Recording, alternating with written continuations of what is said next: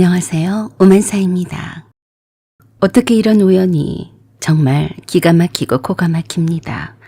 언니의 결혼식을 앞두고 예비사돈 장례식장에 따라갔다가 제가 몇 년 전 사기를 당해서 나를 힘들게 했던 그 여자를 만났습니다. 지금 그 얘기를 해보려고 합니다. 저는 평범한 30대 여성이고 제게는 3살 터울의 언니가 있어요. 언니는 어릴 때부터 책임감이 강하고 저랑은 완전 다른 성격이었습니다. 저는 감정에 솔직한 편이고 언니는 저보다 성숙하고 참을성이 많은 사람이에요. 늘 가족을 위해 먼저 희생하는 스타일이죠. 그런 언니가 드디어 좋은 사람을 만나 결혼을 앞두고 있었어요. 언니가 만난 예비 형부는 언니와 같은 업계에서 일하는 분이었고 진지하고 따뜻한 성품을 가진 분이었죠. 두 사람은 조용히 만나오다 1년이 넘어서야 저희 가족에게 소개했습니다. 언니가 처음 결혼을 결심했을 때 가족 모두가 기뻐했어요. 사돈 어른들도 깐깐하긴 했지만 매너는 있었죠. 첫인상은 무척 좋았고 예비 사돈들도 굉장히 예의 바르신 분이었습니다. 결혼 준비도 순조로웠고 상견례도 원만했습니다. 특히 예비 시아버님이 참 인품이 좋아 보였습니다. 그래서 저희 부모님도 마음을 놓을 수 있었고 저도 언니가 이런 좋은 집안에 시집가면 잘 살겠구나 싶었습니다. 사돈댁과 저희 가족이 처음 제대로 인사를 했던 상견례에서 예비 시누이는 참석지 않았습니다. 예비 시부모님만 나오셨더라고요.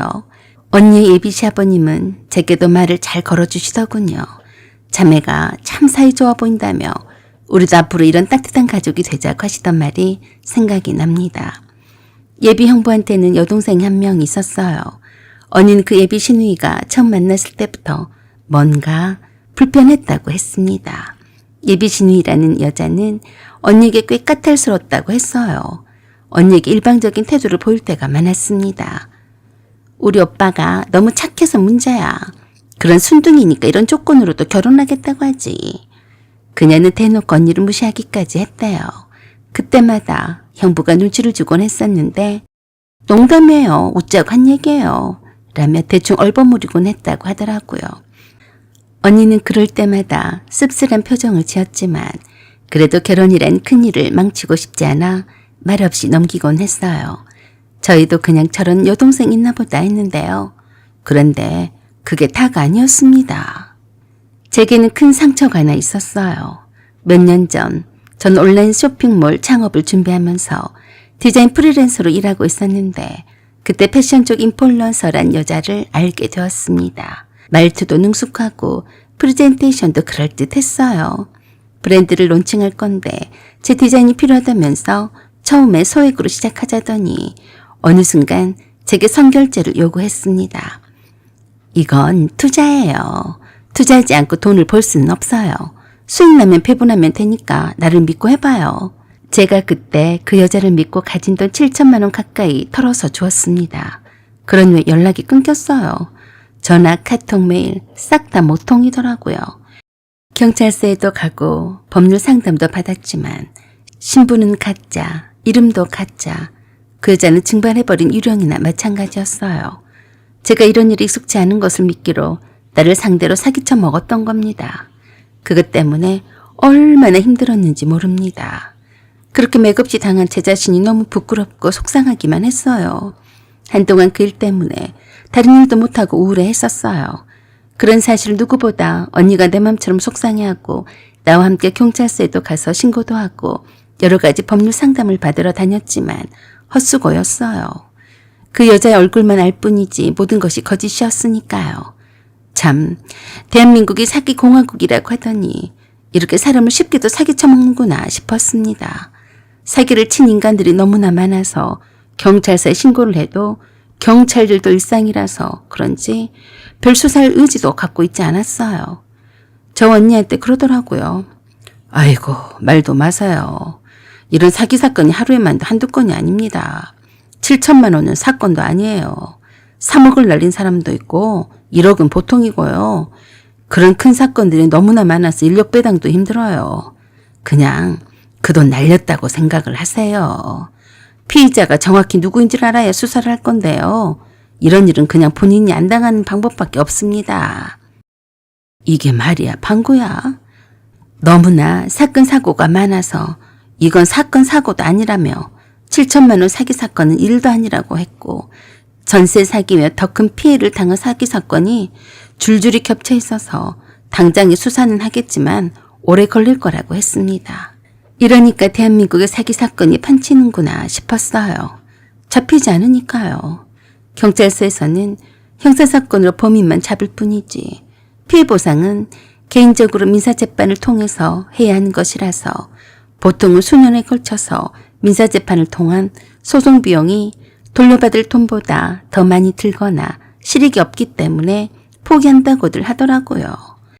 오히려 이런 사기 사건을 고발을 해서 경찰들이 일감만 늘어주게 되어서 미안한 생각까지 들게 했습니다.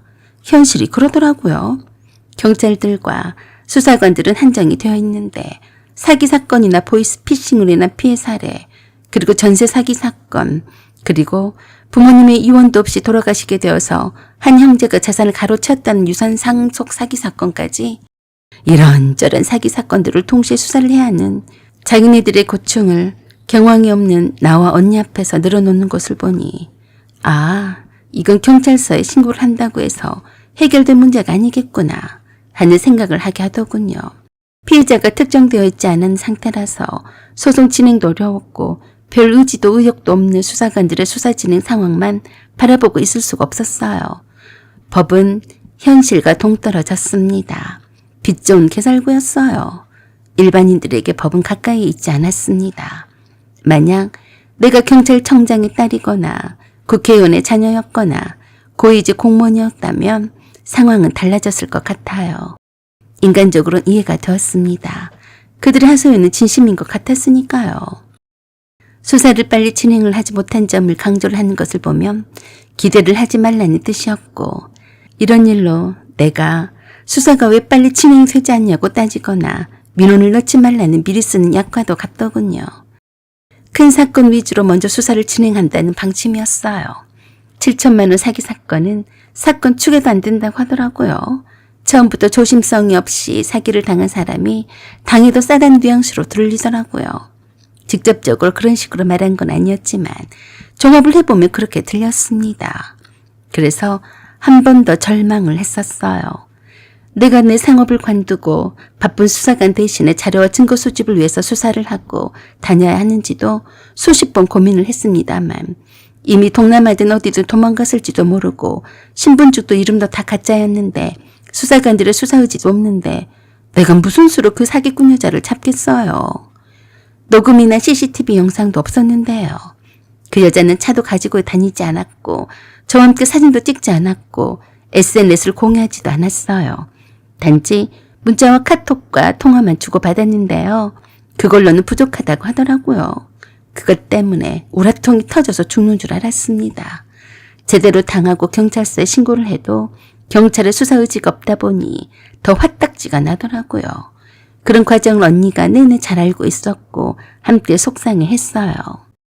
그런 지 반년이 지났습니다. 나는 다 있는 수밖에 없었고 행여나 경찰서의 수사 진행을 물어봐도 별다른 진전이 없다고 하더라고요. 그런 날이 계속되었어요. 그리고 올해 봄 언니 결혼을 2달 앞두고 언니의 예비 시아버님이 갑자기 돌아가셨습니다. 심장 쪽 문제로 돌연사였다고 했습니다. 언니는 충격이 컸어요. 저도 위로할 겸 함께 조문하러 갔습니다. 사실 저는 조문까지는 안 가도 됐지만 상견례 때 배웠던 분이라서 언니가 혼자 가는 것보다 둘이 함께 가는 것이 낫겠다 싶었어요. 장례식장 분위기는 무겁고 조용했습니다. 조문을 마치고 상주 인사하는 쪽으로 시선을 옮기는데 저 멀리 낯익은 실루엣이 보였어요. 제 심장이 얼어붙는 것 같았어요. 그 얼굴, 그 눈매, 그 말투 절대 잊을 수가 없었거든요. 그 여자는 상복을 입고 있었고 조문객들 사이를 오가는데 바로 그 여자였어요. 순간 놀라서 바로 언니에게 말했습니다. 그리고 귓속말로 말했어요. 언니, 저 여자 나 사기친 그 여자야. 그 가짜 인플루언서. 진짜? 저 여자가 맞아? 그렇다니까. 저 여자가 여기 있다니. 우리를 알아채기 전에 형부한테 저 여자가 누군지 아니 왜 여기 있는지부터 알아봐. 아니지, 경찰을 불러야 하지 않을까? 그러자 언니 얼굴이 한순간에 새하얘졌습니다. 저 여잔 덕수 씨의 여동생인데. 진짜 저 여자가 맞아? 뭐? 형부의 여동생이라고? 말도 안 돼. 그럴 애가 아닌데. 무슨 소리야? 일단 경찰에 신고부터 해야겠어. 저는 마음이 급했습니다. 빨리 이 사건을 담당해왔던 수사관에게 연락을 취했어요. 형사님, 혹시 기억하실지 모르겠는데요. 7천만 원 사기 사건으로 고소를 했던 박서연이라고 해요. 기억하신가요? 저기요, 그 여자를 찾았어요. 여기 장례식장인데요. 이쪽으로 빨리 와주세요. 지금 잡지 않으면 안 되니까 빨리 와주세요. 부탁드립니다. 그 사이 언니가 형부에게 말했습니다. 덕수 씨, 전에 내가 말한 적이 있지? 덕수 씨 친구들 중에 혹시 변호사가 있는지 물어본 적이 있었잖아. 서연이가 사기를 당해서 힘들었었다고 한 적이 있지. 언제 그랬었어? 그런데 그게 왜? 그런데 그게 자기 동생이야, 덕희. 그러자 화들짝 놀라며 그러더랍니다. 뭔 소리야? 우리 덕희가 그랬다고? 말도 안 돼. 그리고 옥신각신하고 있었는데 덕희라는 그 여자가 언니를 알아보고 우리 쪽으로 다가왔습니다. 제가 전화를 하느라 고개를 숙이고 있었더니 미처 나를 못 알아봤어요. 언니, 왔어요? 오신 김에 일손이 바빠서 그런데 서빙 좀 도와주시겠어요? 그러자 제가 얼굴을 들어서 그 여자 멱살을 바로잡아 올렸습니다. 야, 서민이. 잘 만났다.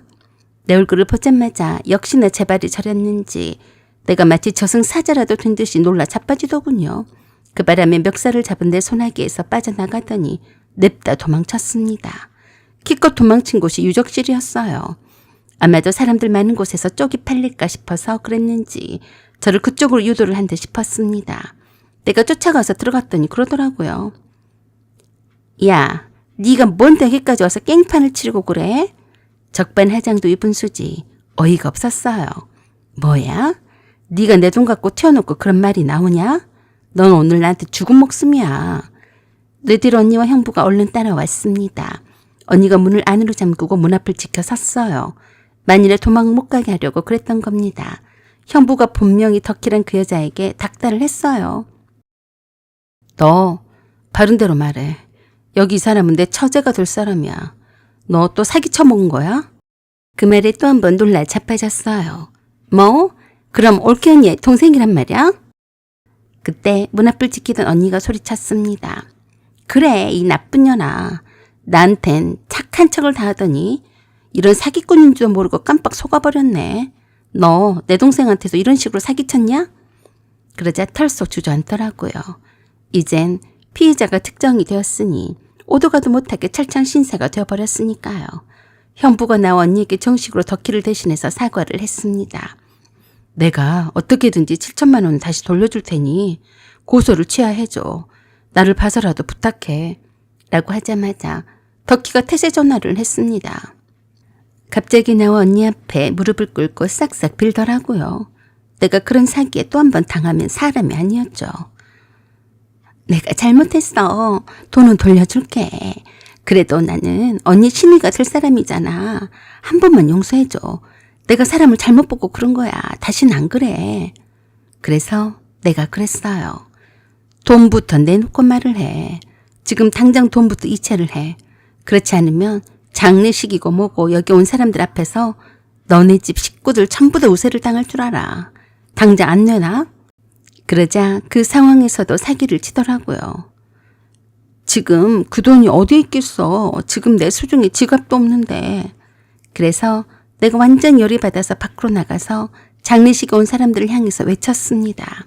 여기 덕희라는 이 집 딸이 저를 사기쳐 먹고 도망쳤습니다. 이 집 구석은 사기꾼 집안이에요. 라고 소리를 질러댔더니 형부의 친척들이랑 형부의 회사 사람들이 다 쳐다봤습니다. 언니 예비 시어머니가 내게 달려와서 무슨 짓이냐며 달려들었어요. 그래서 그대로 말해 주었습니다. 당신 딸이 나한테서 돈 7천만 원을 사기쳐서 가져갔어요. 돈 내놓을 때까지 여기서 이렇게 소리 지를 겁니다. 장례식장 안은 아수라장이 되어버렸어요. 형부의 지인들이랑 친척들이 무슨 일이냐며 물어왔고 그때마다 큰 소리로 대답해 주었어요. 그 바람에 형부가 그러더라고요. 처제, 걱정 마. 내가 줄게. 그러면서 결혼식 비용으로 적금을 털어놓은 3천만 원을 그 자리에서 이체를 해주었고 나머지 2천만 원은 덕희의 계좌에서 이체를 해주었고 나머지 3천만 원은 언니의 예비 시어머니 계좌에서 이체를 해주었어요. 그러면서 뻔뻔하게 그 사기꾼 덕희란 여자가 내게 그랬습니다. 이젠 됐지? 돈 받아갔으니까 경찰에 고소도 취하고 그만 나가죠. 아이 재수없어. 그러자 내가 정색을 하며 그랬습니다. 내가 미쳤니? 손해배상은 받아야지. 손해배상? 그래. 내가 너 때문에 얼마나 금전적으로나 정신적으로 고통을 받았는데 그냥 넘어가라고?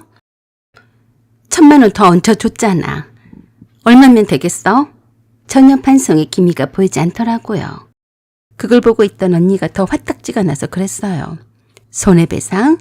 7천만 원의 10배야. 7억 내놔. 이런 싸가지 없는 것이 내 시누이가 될 뻔했어. 넌 이번에 내 손에 죽을 줄 알아.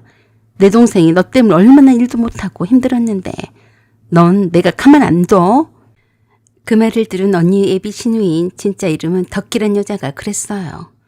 뭐? 올케 언니 정말 이럴 거야? 내가 돈을 줬으면 된 거잖아. 같은 식구 될 사람끼리 이래도 되는 거야? 그러자 언니가 한술 더 떴어요. 한 식구가 될 사람이라고 했냐? 누구 맘대로? 너 같은 사기꾼 시누이는 절대로 안 둘 거야. 손해배상 7억이야. 안 내놓으면 가만 안 둘 거야. 그러자 이번에는 예비 형부가 나서서 그랬습니다. 가만 안 두면 어쩔 건데 그래? 돈을 줬으면 된 것 아니야? 네 시누이야. 이젠 그만 좀 하지. 아버지 장래 이게 무슨 창피야. 그만해. 네가 뭔데 그만하라 말아야? 내 동생한테 피해를 펴놓고 그런 말이 나와? 니도 한통속이지? 열받은 언니를 예비 형부가 잘못 건드렸습니다. 최대한 비위를 맞춰줘도 모자랄 판에 돈을 이체를 했으니까 그만 조용히 하고 나가달라는 말이었어요. 언니는 완전히 뚜껑이 열려서 예비 형부랑 태판 싸우고 난리가 났어요. 이건 완전히 장례식이 아니라 시장 자판 같았습니다. 시끄럽기가 말도 못했어요. 그 와중에도 언니의 예비 시누이가 예비 시어머니한테 뭐라고 짓거렸는지는 몰라도 예비 시어머니가 언니한테 와서 그랬습니다. 지금 뭐 하는 짓이냐? 네 시아버지 장례야. 꼭 이런 날 이렇게 소란스럽게 해야 하는 거니? 오늘이 아니면 날이 아니야. 해도 너무한다. 네가 이러면 네 얼굴에 침 뱉는 거다. 전문객들이 계속 오고 있으니까 네 동생을 데리고 좀 나가 있거라. 세상에 아무리 그래도 그렇지. 시아버지 장례식장에 와서 이게 무슨 꼴이니? 형부도 언니를 막아서며 그랬어요. 자기야 계속 이럴 거야? 덕희는 내 동생이야. 나랑 결혼 안 할 거야? 그만해. 그러자 언니가 단칼에 무자르듯 한마디로 싹 정리했습니다. 야 소름 돋아. 내가 왜 너랑 결혼을 하니? 너도 못 믿어. 내 동생이 당하지만 않았으면 나도 네 동생이 착한 사람인 줄로 속았겠네. 너랑은 파혼이야. 그 말에 예비 형부와 언니의 예비 시어머니가 뒷목 잡고 쓰러진다고 난리를 치더라고요. 장례식장 안은 3시간에 개판 5분 전이 되어버렸는데요. 오로지 언니와 나 때문에 이런 사단이 난 것처럼 내몰았습니다. 그런 것쯤이야 얼마든지 쉬쉬하면서 해도 될 일이고 올케와 시누이 사이니까 모른 척하고 눈 감아줘도 될 판인데 언니가 못돼 퍼먹어서 양아치 노릇을 한 것처럼 대했어요. 그래서 더욱더 언니가 더 화가 많이 났던 겁니다. 그런 와중에 그 느림보 거북이 경찰이 그때서야 도착을 했어요. 경찰들을 대동다지 않고 혼자서 터벅터벅 천천히도 왔더라고요. 저를 보자마자 그러더군요. 박덕희 씨가 누구예요? 그래서 내가 얼른 언니의 예비 시누이를 가리켰습니다. 경찰인지도 모르고 멍청하게 나서서 그러더라고요. 누구세요? 제가 박덕희인데요. 그러자 경찰이 신분증을 내보이고 경찰서로 가자고 했습니다. 그때서야 얼굴이 샛노래진 언니의 예비 시누이가 예비 형부의 뒤로 숨으면서 그러더군요. 돈 줬잖아. 돈을 줬는데 왜 날 잡아간다고 그래? 올케 언니한테 뭐라고 좀 해봐. 그러자 언니가 경찰에게 그랬습니다. 저 여자가 내 동생한테 서민이라고 사기치면서 돈을 가져갔어요. 이제 금방 돈을 돌려받긴 했지만 합의는 절대로 안 합니다. 감방에 쳐넣어주세요. 그러자 그 수사관이 그러더라고요. 본명이 박덕기 씨가 맞으시죠? 사기 전과가 있더군요. 경찰서에 가서 조사를 받으셔야겠어요. 라고 하면서 연행에 갔어요. 그 광경을 전문객들이 싹 다 봤습니다. 지금 그 여자는 구속 상태에서 수사받고 있어요. 제가 낸 고소 외에도 다른 피해자들이 계속 나왔거든요. 언니는 그 집안과 엮이지 않아 다행이라고 하더군요. 세상에 우연은 없다고 하죠. 그날 제가 장례식장에 가지 않았더라면 언니는 그 집안에 들어가서 그 사기꾼과 신우이로 살아야 했을지도 몰라요. 여러분, 만약 여러분이 저처럼 과거에 큰 상처를 줬던 사람과 다시 마주친다면 어떻게 하시겠어요? 정의는 멀리 있지 않아요. 그날 장례식장에서 제가 그녀를 알아봤던 것처럼 우린 언젠가 진실과 마주하게 됩니다. 지금 이 영상을 보고 계신 분 중 비슷한 일을 겪은 분이 계시다면 꼭 기억하세요. 사연은 여기까지입니다. 구독과 좋아요, 알림 설정 부탁드려요. 감사합니다.